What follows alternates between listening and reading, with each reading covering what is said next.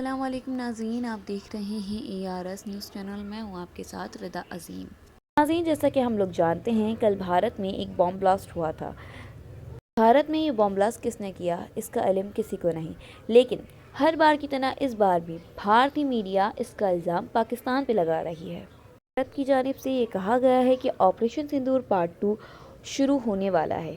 नरेंद्र मोदी वो सारे काम करते नजर आ रहे हैं जो ऑपरेशन सिंदूर से पहले कर रहे थे। भारत के दिल में जख्म देने की कोशिश और पीछे वही पुराना नाम जैश-ए मोहम्मद। जी हां, वही संगठन जो पाकिस्तान की गोद में पलता है, भारत के खिलाफ जहर उगलता है और हर बार किसी न किसी नापाक साजिश को रचता है। पर इस बार खेल अलग नजर आ रहा है और पीएम मोदी का इरादा भी साफ है। प्रधानमंत्री मोदी भूटान से लौटे और एक पल की देरी किए बिना सीधे अस्पताल पहुंच गए, घायलों का हौसला बढ़ाया और फिर सीसीएस की मीटिंग भी ली। वही कमरा, वही टेबल, वही दृढ़ इरादा जैसा पहलगाम हमले के बाद और ऑपरेशन सिंदूर के वक्त हुआ था। उस वक्त जो फैसला हुआ था उसने पाकिस्तान की धरती पर आतंक के ठिकाने राख में बदल दिए और अब फिर वही माहौल है। ऑपरेशन सिंदूर 2.0 की गूंज से पाकिस्तान कांप रहा है। तो दिल्ली में हुए ब्लास्ट के बाद क्या है सरकार की तैयारी, क्यों है पीएम मोदी आग बबूला, आपको बताएंगे। चर्चा के लिए मेरे साथ स्टूडियो में मौजूद है कैपिटल टीवी के editor in chief doctor Manish Kumar. Doctor साहब, बहुत बहुत स्वागत है आपका। धन्यवाद सर, पीएम मोदी तो भारत लौट आए, वो अस्पताल भी गए, घायलों से उन्होंने मुलाकात की, फिर कहा कि साजिशकर्ता को बख्शा नहीं जाएगा। सीसीएस की मीटिंग भी हुई है। क्या लग रहा है आपको, पीएम मोदी की क्या तैयारी चल रही है? देखिए, ये खामोशी एक भयंकर जलजले के पहले की खामोशी है। आंधी और तूफान आने वाला है। पाकिस्तान इस बार अपने आप को बचा नहीं पाएगा। ऑपरेशन सिंदूर खत्म नहीं हुआ है, ऑपरेशन सिंदूर जारी है। और इस बात को भी आप समझिए, प्रधानमंत्री मोदी ने कई बार कहा कि जो मिलिट्री एक्शन हमने लिया, जिस तरीके से आतंक के ठिकानों को हमने नेस्तनाबूद किया, वो ऑपरेशन सिंदूर का मात्र एक एक्सप्रेशन है।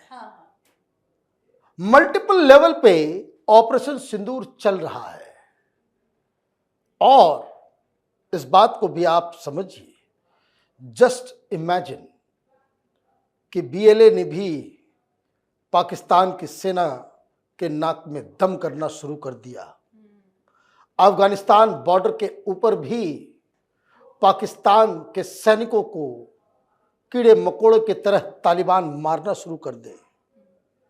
पाकिस्तान के अंदर खैबर पख्तूनवा में टीटीपी, ये तहरीके तालिबान पाकिस्तान, जो लगातार धमकियां दे रहा है मुनीर के पीछे लग जाए। और अभी हाल में जो तहरीके लब्बैक है ना, ये लब्बैक वालों को जिस तरीके से सैकड़ों लब्बैक के कार्यकर्ताओं को मारा गया, जिन्होंने अब हथियार उठा लिया है, वो भी एक्शन में आ जाए और ऐसे में हम हिंदुस्तान की तरफ से कोई एक्शन शुरू कर दे तो पाकिस्तान बच पाएगा क्या? उसी की स्थिति पैदा हो रही है। मुनीर छिप गया है। खबर आज आई है कि हाफिज सईद और अजहर मसूद को किसी सुरंग में छिपा दिया गया है और ख्वाजा आसिफ चीख रहा है, चिल्ला रहा है, हमने नहीं किया, हमने नहीं किया। और वहां की मीडिया कह रही है कि आपने फिर से प्रधानमंत्री मोदी को मौका दे दिया है। इस बार पहलगाम की तरह बयानबाजी नहीं हो रही।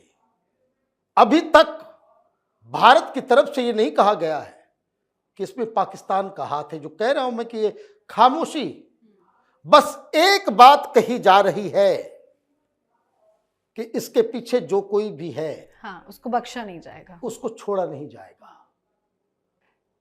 और ये इमटेरियल है कि इसके साजिश रचने वाले लोग, ये जो आतंकी पकड़े जा रहे हैं, डॉक्टर्स, बताइए, डॉक्टर्स ये काम कर रहे हैं। कितने लोगों को इन लोगों ने इन डॉक्टर्स ने कितने हिंदुओं को गलत इंजेक्शन देकर के मार दिया होगा। बिल्कुल। वो लखनऊ की डॉक्टर शाहीन, वो गायनेकोलॉजिस्ट है, कितनी महिलाओं के साथ उसने गलत ट्रीटमेंट करके उन्हें पता नहीं क्या क्या किया होगा।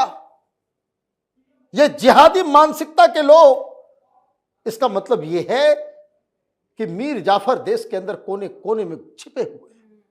कल को ट्रेन का ड्राइवर वो गाड़ी को कहीं टक्कर मार दे, कहीं कोई पायलट, ये तो बड़ी दुविधा हो गई है। लोग कहते हैं कि भाई अनपढ़ गंवार किस्म के लोग जो जिहादी बनते हैं, यहां तो पढ़े लिखे लोग जिसके ऊपर किसी का कोई शक ना जाए, वो लोग भी ये काम कर रहे हैं। ये व्हाइट कॉलर लोग, ये पता नहीं कब कहां क्या करते हैं।